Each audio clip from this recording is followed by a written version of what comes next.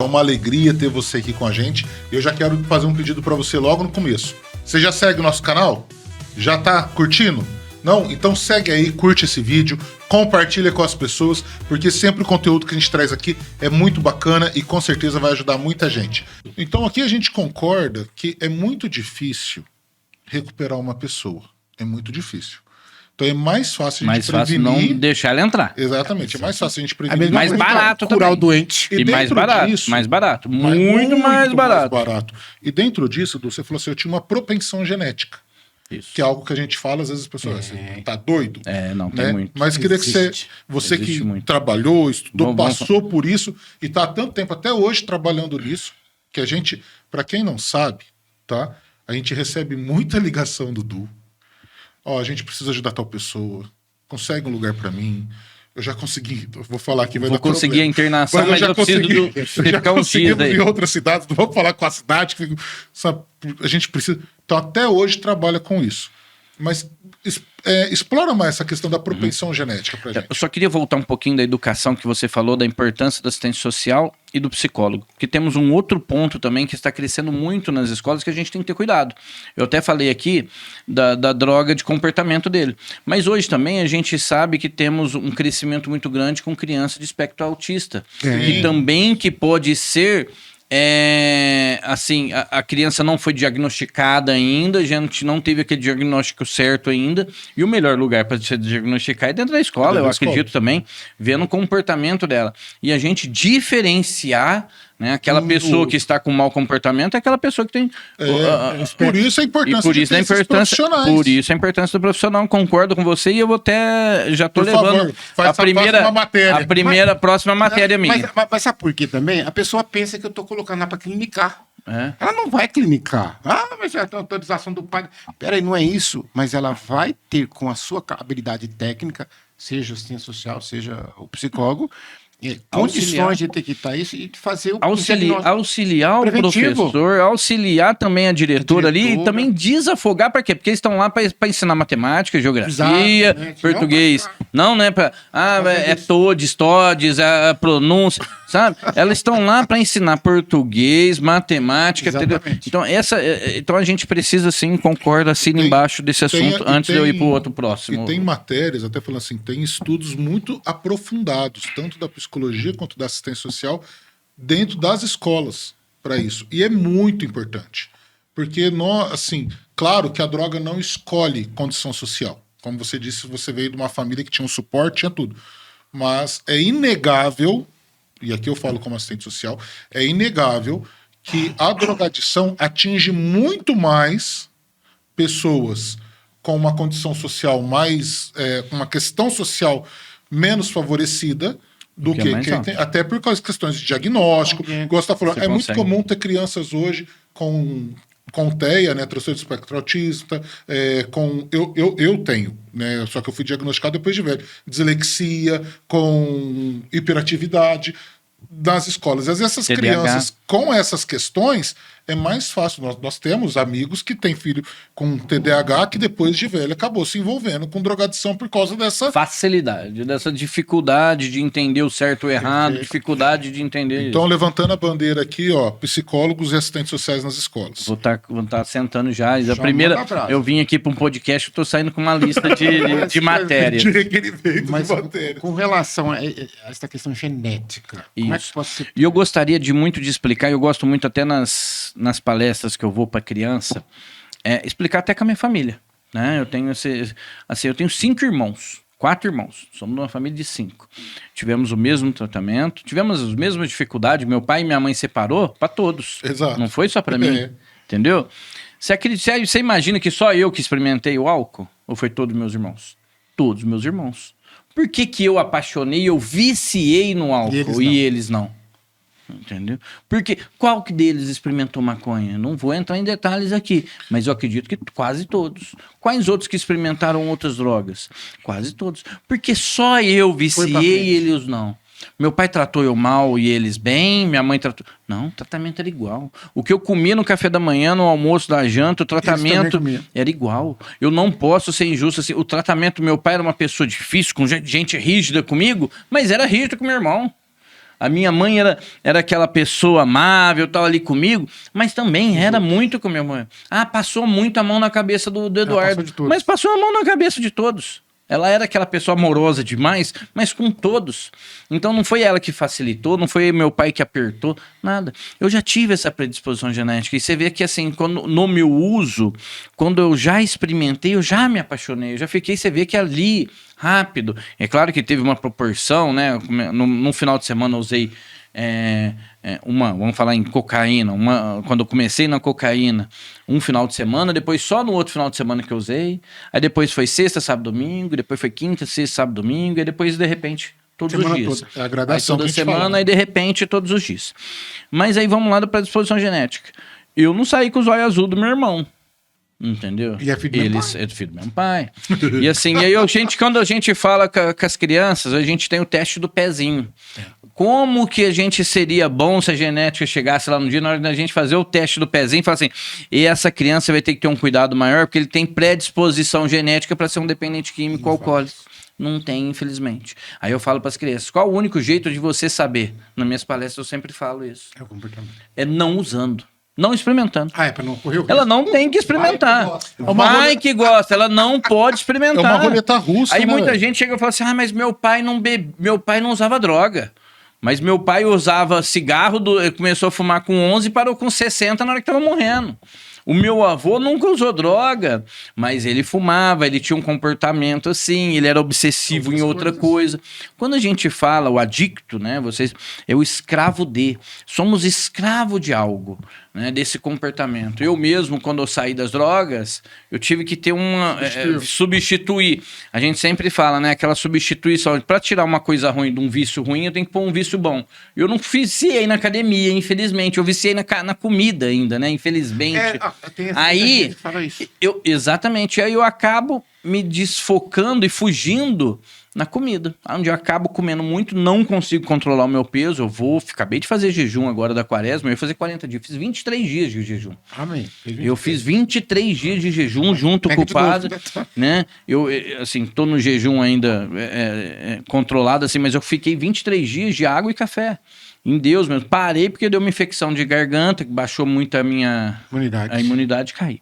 Mas voltando ao assunto lá, assim, essa predisposição genética a gente não tem como saber. E eu sempre falo, eu termino com as crianças sempre falando, né?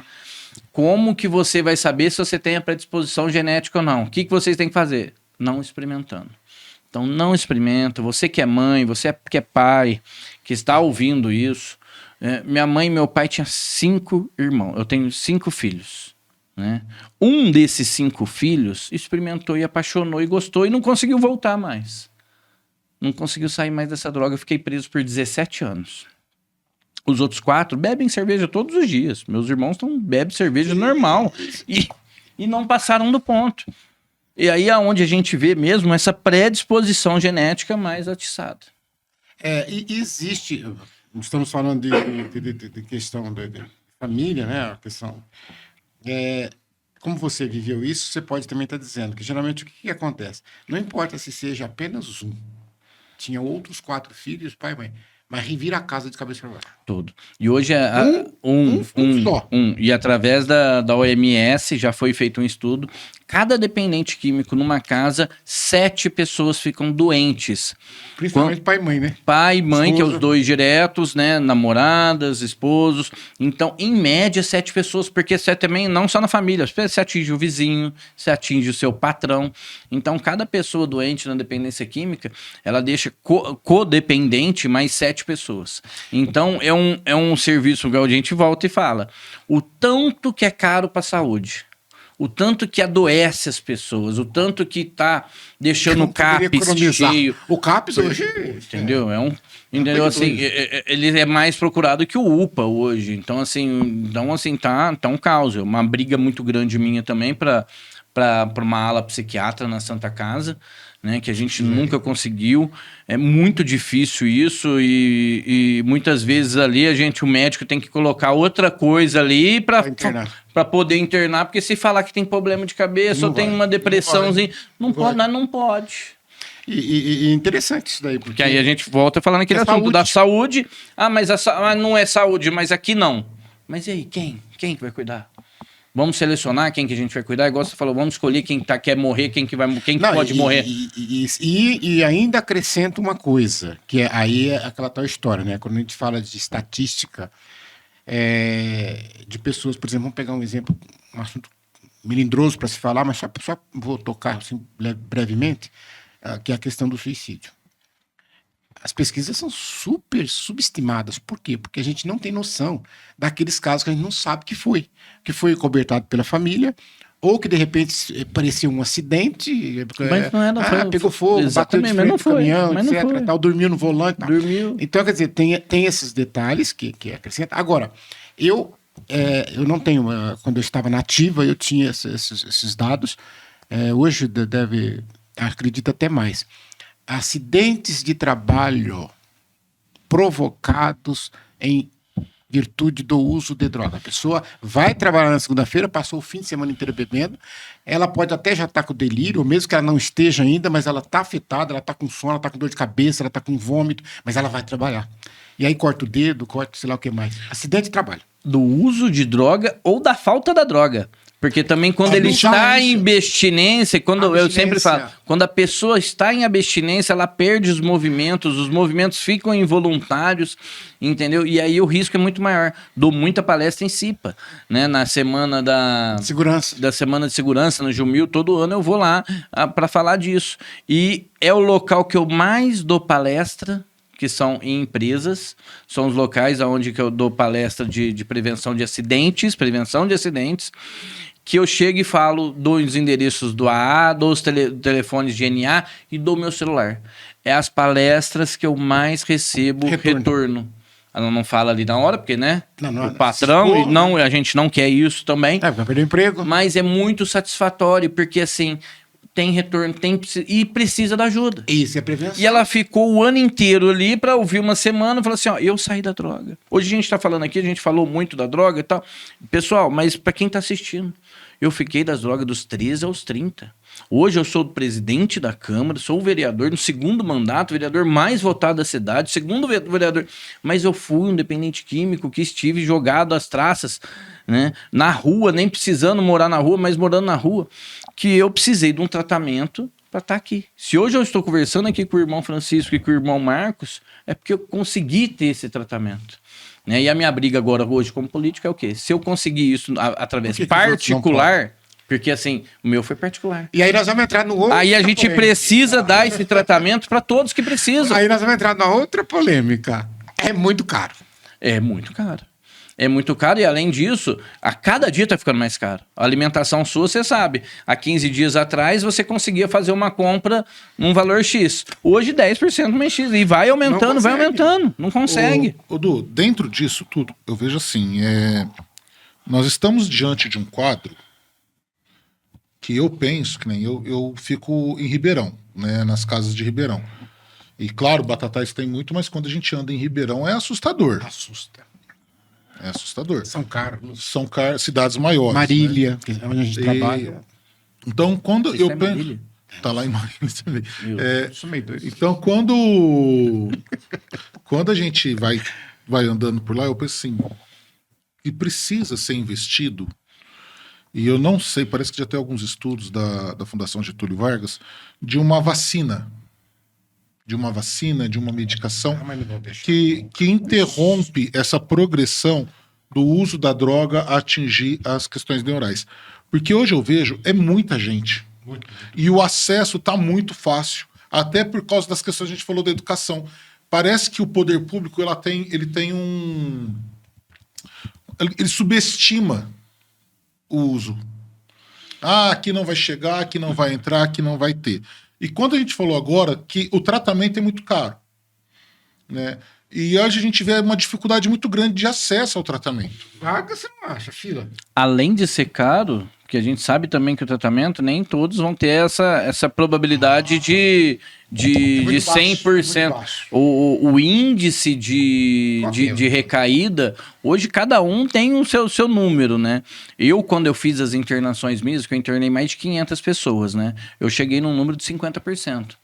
Você 50%, muito alto por causa da involuntária. Alto. Sabe por causa do quê? Por causa da involuntária. Ele ficava 6 meses lá. esses que eu internei... Primeiro, o cara não quer ir. Ele nem termina. Quando ele vai pra agradar a mãe ou o pai, ou interessado em alguma ou coisa... Ou porque atrapalhou alguma coisa, moiou, né? Moiou, né? Ele foi não... pra lá, para o juiz saber que eu tô aqui, né?